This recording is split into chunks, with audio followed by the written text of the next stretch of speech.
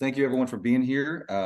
This is a public information webinar. We're going to be going over the proposed changes to the 2024-2025 statewide hunting and migratory game bird proposed changes for those regulations that we'll be presenting to the Texas Parks and Wildlife Commission on March 27th and 28th for adoption. So I'm going to go through the migratory portion here. To introduce myself, my name is Owen Fitzsimmons. I'm the webless migratory game bird program leader for the Wildlife Division for Texas Parks and Wildlife. And we've got a number of migratory game bird proposals that we'll be going over the next few minutes. Don't worry about reading too far into these bullet points. I'm going to go into these in a little more detail in the following slides. So over the last two years or so, we've been discussing light goose conservation in Texas. There's a number of changes that we've been of options that we've been throwing around, but I want to give you a little bit of background on what's going on with light geese. The light goose conservation order was established by the U.S. Fish and Wildlife Service in 1999 as a management tool outside of the normal federal frameworks for hunting seasons. It's the first and only time that's ever really been done with any other migratory game bird. And the conservation order uses very liberalized regulations to try and increase harvest to reduce what was an overabundant population of light geese.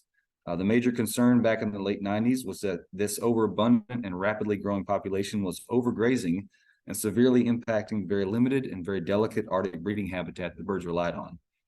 In other words, the geese were so numerous they were thought to be eating themselves out of their breeding grounds, and the conservation order was established for population control. Historically, the Texas Gulf Coast was a major wintering area for this population, and wintering geese estimates in Texas reached their peaks in the years leading up to the conservation order. As you can see, the overall trend of wintering light geese in Texas has declined substantially since 1999 due to several factors both within Texas and throughout the central Mississippi flyways. Large-scale changes in land use and agricultural production, water availability in critical periods of the year, and very liberalized regulations both in the conservation order and during the regular goose season have ultimately resulted in major changes in goose distribution and abundance throughout their range, not just in Texas. And as a result, Texas now supports a much smaller wintering population. The number of birds wintering here decreased from around 1 million in the late 90s to just 200,000 this past winter. And with this decline in wintering geese, we also saw a concurrent decline in hunter participation and harvest in Texas during the conservation order as well. In 1999, we had approximately 27,000 people hunting during the conservation order. We're down to less than 1,500 this past season. Harvest has decreased from a high of over 100,000 birds to just 12,000. And hunter participation in harvest has been consistently low for about 15 years now. In addition to that, the continental population as a whole of light geese has declined substantially in recent years, from a high of 19 million in 2007 to just under 3 million in the most recent estimate, which just came out recently. That's a decline of 86% over the past 15 years. And this decline is not due to harvest, but primarily due to very poor recruitment or young recruited into the population in recent years. Climate change is impacting the timing of early vegetation greenup in the Arctic and subarctic breeding grounds, and that's creating a mismatch of resources at the time of peak gosling hatch. And the goslings are simply not surviving to adulthood. And so this is having a big impact on the population. And so we've discussed these issues considerably over the last few years, weighing options on what actions we should take and what we can take. We did seek public input via 2 scoping sessions this last November in Richmond and El Campo, Texas. And based on the public feedback from the scoping sessions, along with discussion and guidance from our migratory game bird technical and advisory committees, both of whom unanimously support the proposed changes that I'm about to show you, staff are proposing the 4 following changes to light geese regulations. So the conservation order is not an established hunting season designed for hunter opportunity, since it occurs outside of federal frameworks for regular hunting seasons, but rather it was intended as a management action that used harvest to control what at the time was thought to be an overabundant and growing population, and that's no longer the case. So the first proposal is to eliminate the light goose conservation order. We're also proposing to reduce the daily bag limit of light geese from 10 to 5. We're also proposing to standardize the possession limit for light geese to 3 times the daily bag limit. This is consistent with every other migratory game bird regulation that we have. And then finally, although the conservation order is not technically a hunting season, we recognize that it does provide hunting opportunity. Thus, we're also proposing with the elimination of the conservation order to extend the regular goose season by 19 days in the eastern zone to use all 107 days that we are allowed as a state agency under federal frameworks. Moving on to greater white-fronted geese. Most goose populations in North America are managed cooperatively with the U.S. Fish and Wildlife Service, the Canadian Wildlife Service, and the 4 flyway councils, including the Central Flyway Council. Texas is in the Central Flyway.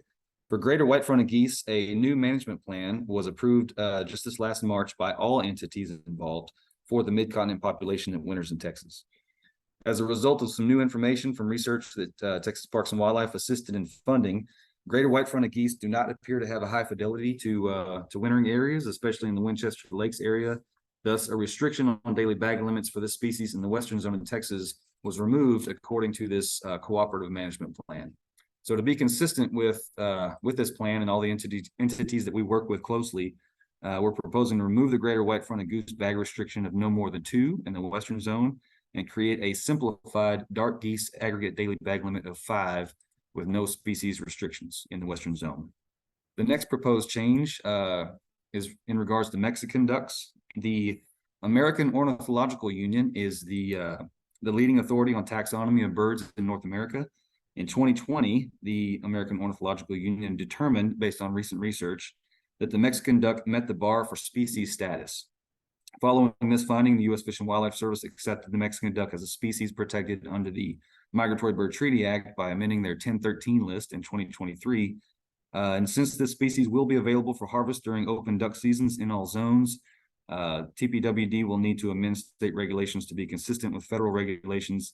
And so we'll be removing the Mexican-like verbiage in our regulations, and dusky ducks will be defined as mottled ducks, Mexican ducks, black ducks, and their hybrids. Moving on to doves, this next proposal relates to the special white-winged dove area, which encompasses the entirety of the South Dove Zone. Just for some background, the special white-winged days are a 6-day special season allowed by the U.S. Fish and Wildlife Service prior to the opening of the regular season in the South Zone, which according to federal regulations can occur as early as September 14th. So for the last few years, we have had 6 special days to use prior to the regular season opener. And we've tried to space those 6 days across the first 2 Friday, Saturday, Sunday periods in September prior to September 14th, which is when the regular season has been opening. Due to this year's calendar progression, combined with the leap year, the calendar looks a little bit different, with September 1st falling on Sunday. And so we don't have the 2 Friday, Saturday, Sunday periods prior to the 14th. And under federal rule, we cannot open on any migratory game bird season prior to September 1st. So the way the calendar falls out, we are proposing to use the special days on weekends and holidays and Fridays as much as we can prior to the regular season opening on the 14th. So what you see there in yellow would be the 6 special days: the September 1st and 2nd, the 6th, 7th, and 8th, and the 13th, and then the regular season would open on September 14th.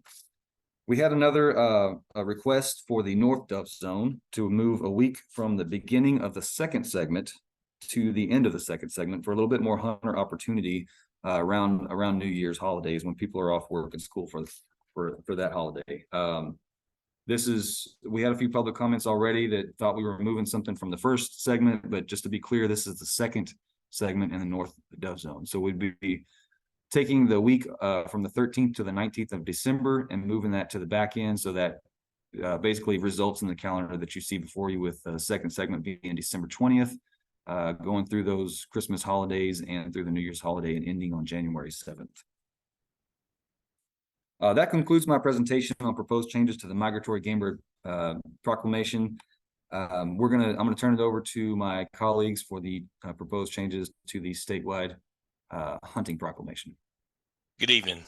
This is Jason Harden, Wild Turkey Program Leader with Texas Parks and Wildlife, and I'll be covering the Wild Turkey proposed regulation changes. So again, Wild Turkey Program Leader with Texas Parks and Wildlife, and I'll be covering the proposed regulation changes. So today we're proposing or discussing 4 proposed regulation changes to the Wild Turkey regs. First, we're going to start with statewide mandatory reporting for wild turkey harvest, removing the wild turkey subspecies from regulations, and that's more geographically based. Change the wild turkey hunting regulations in select counties and close additional counties or parts of counties to wild turkey hunting. So beginning with the mandatory reporting for wild turkeys, staff are proposing to expand mandatory harvest reporting to all wild turkeys harvested in the state for all seasons. Currently, we have mandatory harvest reporting in all counties with a 1 bird bag limit.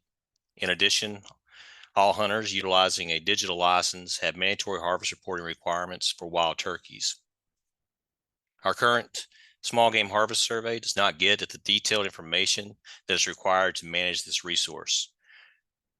The harvest survey does not produce harvest estimates until nearly 18 months after the spring season closes. Currently, 32 of 49 states with wild turkey hunting seasons require some form of mandatory harvest reporting in some fashion to gain more accurate harvest statistics for monitoring populations and addressing regulations. The detailed information we currently receive from mandatory harvest reporting provides a wealth of information that allows us to better manage this species via harvest in a more detailed manner. As you can see with recent mandatory harvest reporting for all digital license holders, as well as those 1 bird counties, the data obtained gives a nice range map of the species where open seasons occur. Furthermore, we can track increases and decreases in harvest at a much finer scale and use recent harvest rates obtained in Texas to produce annual population estimates.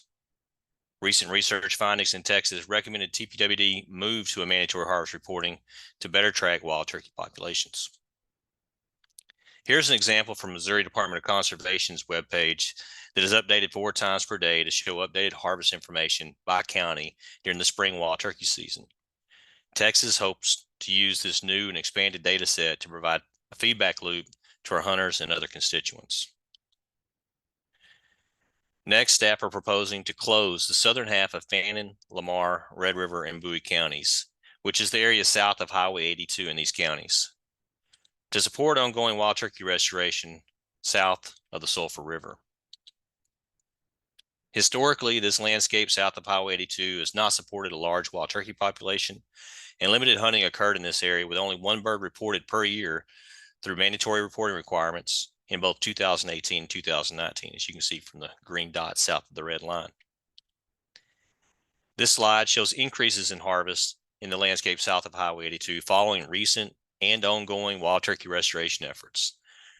Since the establishment of 3 restoration sites near the border of the southern half of these open counties, harvest reports rose from 1 per year to 10 harvest reports during the spring of 2023. This increase in harvest is believed to be directly connected to our restocking efforts in this landscape. Our agency's restoration efforts here is not to supply a put and take situation, but rather to restore wild turkey populations across eastern Texas. Expanding on closures, staff are proposing to close Williamson and Bell counties east of Interstate 35 and all of Milam County to wild turkey hunting. In the last couple of years, the Army Corps of Engineers staff around Granger Lake have requested wild turkey restocking efforts on that property and on private properties surrounding Granger Lake. To get input from surrounding landowners, TPWD hosted a regional scoping session on October 25th in Davila, Texas. Approximately 40 people showed up to the meeting, and there was a near consensus to move forward with restocking the area while closing wild turkey hunting seasons. Next, staff are proposing to change the season structure in areas of the state with limited wild turkey populations. As you can see from this map, we already pointed out the potential to close all or a portion of several counties in the red hashed area on this slide. But we're also proposing to reduce the season length and bag limit in the black hashed portion of the counties, which currently fall in the north zone with a 4 bird bag limit. We're going to move these areas east of I-35 to a 1 gobbler county or area with an April 1 to April 30 season, which will match those seasons further to the east and south.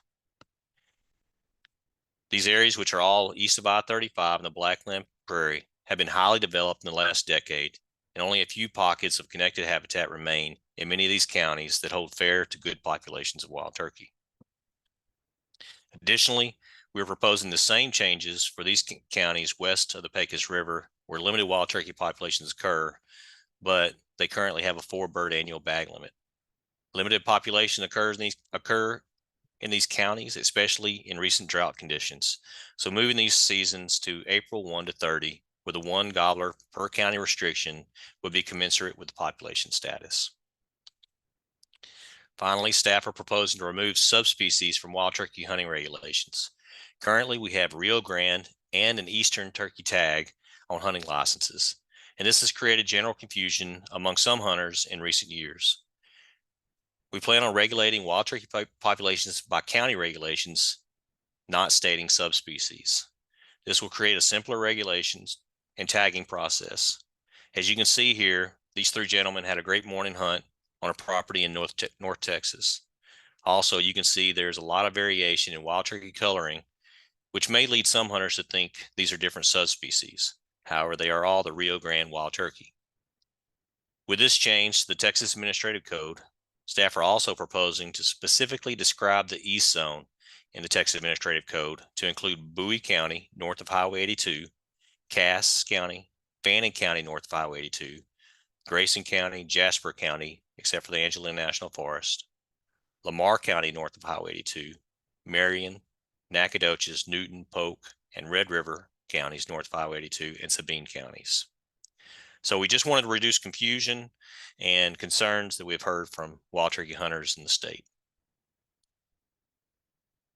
And again, if you have any questions regarding these proposals, you can reach out to Sean Oldenburger, the small game program leader, at the email address seen here. And with that, I'll move it on to Blaze to cover white-tailed deer. Thanks, Jason. As Jason mentioned, I'll cover white-tailed deer as well as some other big game proposals. And then at the end, I will do a walkthrough on just how to make public comments online if you're interested.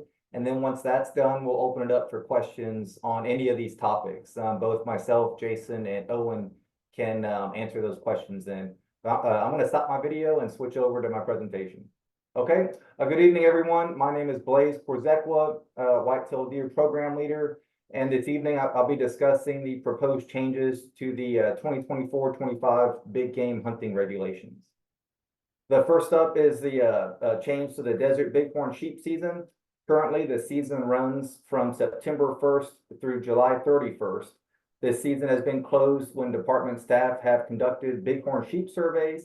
Historically, these surveys were conducted in August. However, after department review of our bighorn sheep survey protocol, the survey period has changed to October 1st through November 14th to allow for cooler temperatures and safer flying conditions. And due to this change, staff are proposing that the bighorn sheep season be changed to November 15th through September 30th to avoid hunting during this new survey period. Staff are also proposing changes to terminology used when referring to pronghorn. These changes would remove references to pronghorn antelope and to antelope and simply replace with pronghorn because pronghorn are not in fact a true antelope. This change would also help simplify the language used in department regulations. The next proposal is in regards to the expansion of doe days.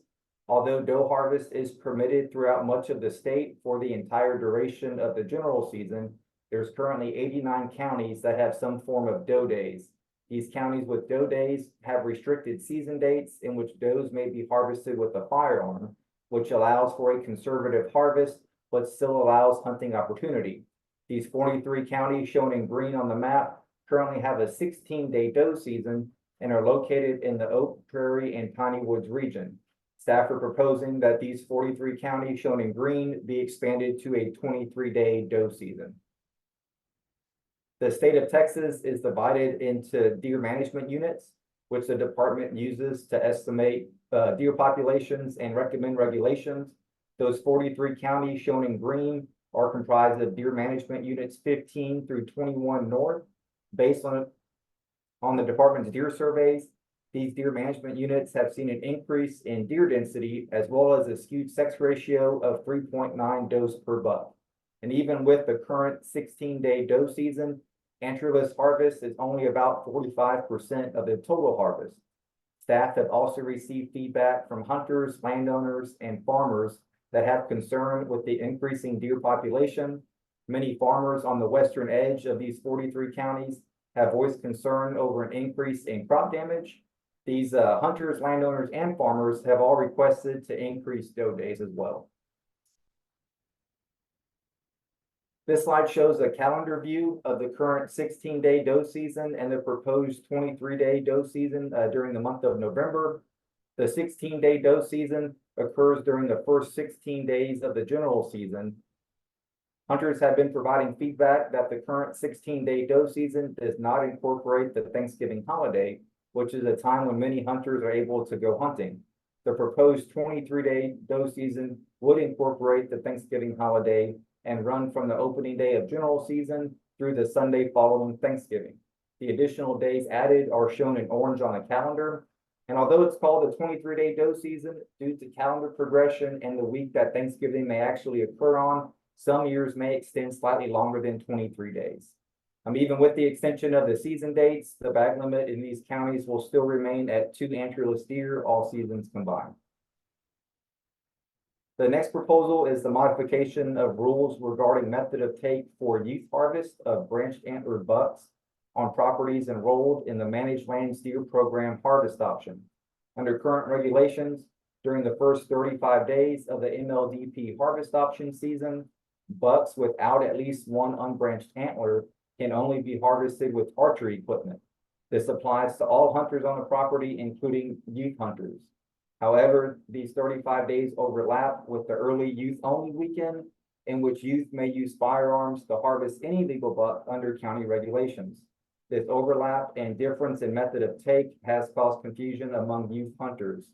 Under current regulations, even though it may be youth only weekend, youth hunting on properties enrolled in the MLDP harvest option still must use archery equipment during the early youth only weekend. Staff are proposing that youth hunters on properties enrolled in the harvest option be allowed to harvest any buck with a firearm on the same days that correspond to the early youth only weekend for county regulations. This calendar below shows the early youth only weekend for the upcoming season.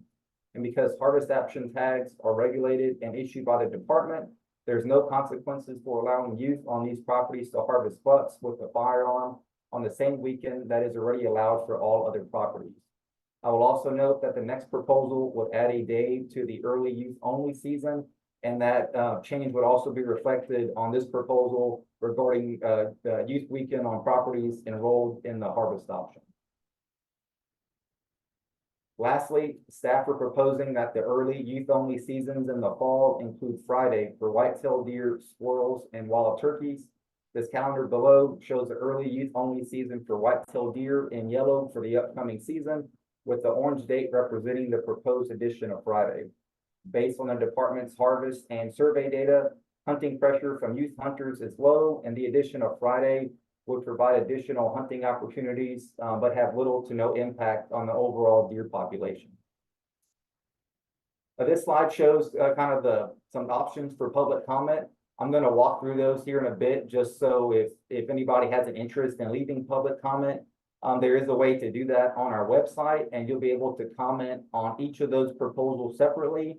I will note that this process for online public comment will close at 5 p.m. on March 27th. If you would like to make public comment in person, the commission meeting on March 28th in Austin will have that opportunity for folks. Just note that you must pre-register online before you can do that. And I'll walk through on how y'all can do that. If anybody would like to leave public comment, you can visit the Texas Parks and Wildlife website, and there's two ways to get to it. The first way, as soon as you pull up the homepage, there's a link here with the public notice. You can click on that blue link, and it will take you directly to the page to comment. If you happen to miss that, the next easiest thing is to scroll all the way to the bottom, and under the Parks and Wildlife Commission section, there is a link for public comment. Both of those links will take you to the same site.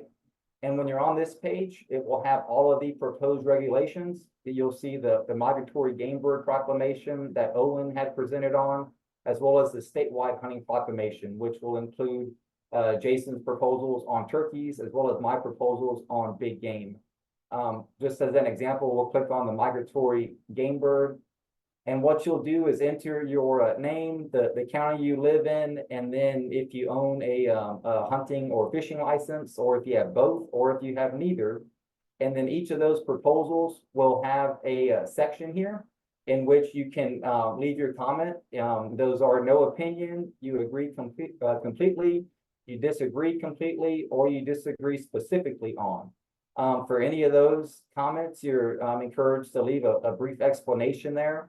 And you can go through each proposal and leave your opinion for those. And then at the very, very bottom, after the comments, it actually has the preamble. So if you wanted to get in there and to read the history of that rule and specifically how those season dates would change, it will have all the proposed season dates will be listed in there. So this example here on the screen is the proposed season dates for dove season, but it will have those for all other species that are impacted under this migratory hunting proclamation. And then at the very bottom of this information is a place to comment on the full rule. So if you support the entire thing as is, you can agree completely, disagree, or disagree specifically on. And then once you finish that, you can click the blue submit button at the bottom. And if you choose to attend the commission meeting in person, once we get closer to the meeting, there will be a link to register, but you'll click on the commission meeting link at the bottom of the page. And in this section here, it will have a link to register for a public testimony. Speakers are allowed 3 minutes to go up there and speak in front of the commission on any of those proposed changes, and you can speak in favor or you can have disagreement. And then after the public testimony is over, the commission may ask questions to the presenter, and then they will take action on those items then. And if anybody had any questions, we'll be more than willing to take on some questions now.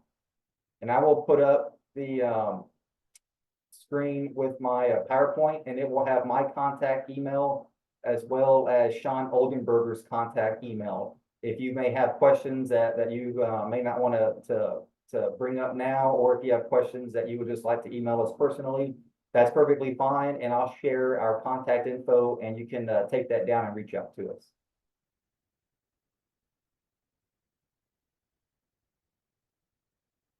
If we have no questions, I will turn it back over to Holly.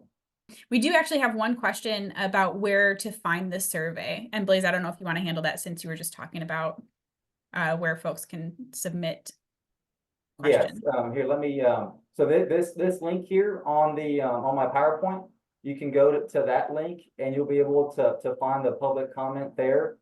If you wish to not type that link in, let me share my website again. And that link also will be in your follow-up email that you're getting from Zoom tomorrow. So if it's easier to access in an email, you can just click that link that you'll be getting tomorrow. So that link, you'll be able to log in or just pull up the Texas Parks and Wildlife homepage, and right here on the front of the homepage is this link to comment on proposed regulations, and you'll be able to choose which one you would like to leave comments on. This one is now the statewide hunting proclamation, and it will have all of those proposals there, and you can voice your comments on here. And then at the very bottom of this page, after you've gone through them, you'll be able to submit your comments here at the bottom. Thanks, Blaze. Mm-hmm. And I'm not seeing anything else, so I'm going to wrap up here. But again, if there's other questions that y'all have while we're doing the wrap up, please feel free to still use that Q&A, or you can email us with the email addresses that were provided during the presentation, and that will be provided in that follow-up email from Zoom. So again, thank you all for joining us. That email should be sent out tomorrow. Like I said, it will have a link to the YouTube channel where you can find a recording of this webinar. Give us about 24 hours to get it up. And you'll also have a link to our comment portal and some other contact information as well if y'all have questions or yeah, anything that you think of maybe later that you wanna ask us. So thank you all again for joining us this evening. Thank you to our presenters, and we will see you all next time. Bye, everyone.